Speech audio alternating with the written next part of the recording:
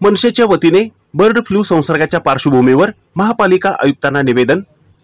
सोलापूर शहरामध्ये काही दिवसांपासून बर्ड फ्लूच्या साथीने काही पक्ष्यांचा मृत्यू झाल्याचे व त्यांचा आलेला रिपोर्ट आणि सोलापुरात घाबरलेली जनता या अनुषंगाने प्रशासनाने घेण्यात आलेल्या निर्णयामध्ये बंद करण्यात आलेल्या परिसरामध्ये विसंगती आहे। लहान लहान व्यापाऱ्यांचे सर्व उद्योगधंदे बंद करण्यात आलेले आहेत आणि त्याच परिसरातील खाद्यपदार्थ विक्री करणारी दुकाने चालू आहेत। यामुळे लहान व्यापाऱ्यांना नुकसान सोसावे लागत आहे। सरसकट सर्व दुकानांना उघडण्याची परवानगी द्यावी, अन्यथा सर्व दुकाने बंद करण्यात यावेत, अशा मागणीचे निवेदन सोलापूर महानगरपालिका आयुक्त डॉक्टर सचिन ओंबाशे यांना गुरुवारी सायंकाळी 5:30 वाजता देण्यात आले।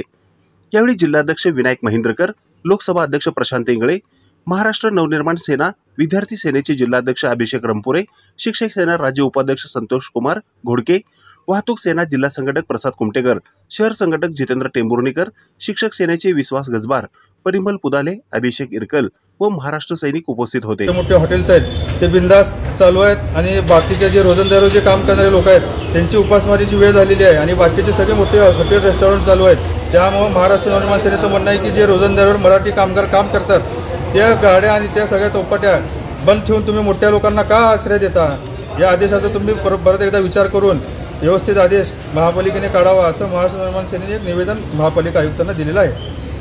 शहरामध्ये पशुपक्ष्यांचा मृत्यू झाल्यानंतर त्याची तपासणी अहवाल आल्यानंतर जिल्हाधिकारी आणि सोलापूर महानगरपालिका आयुक्तांनी 1 किलोमीटर परिसरामध्ये काही व्यावसायिकांना निर्बंध घातले होते।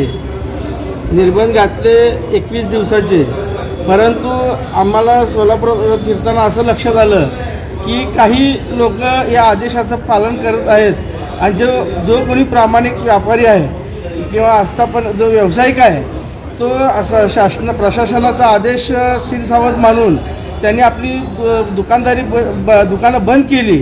परंतु ह्यांनी महापालिकेने आदेश काढून त्याच्यावर जातीने लक्ष देण्याचं काम यांच्या झोनल अधिकाऱ्यांचं असताना सुद्धा किल्ला बगीचा परिसरामध्ये काही ठिकाणी म्हणजे विसंगती आढळून आली आम्हाला आणि तिथले काही व्यापारी आले की बाबा आम्ही दुकानं बंद केली, परंतु जे काही मोठे आहेत धनदांडगे आहेत ज्यांच्यावर प्रशासनाचा नियमाचा कायद्यांचा काही धाक राहिलेला नाही असे काही मुजोर व्यापारी आपला उघडपणे व्यवसाय करत आहेत।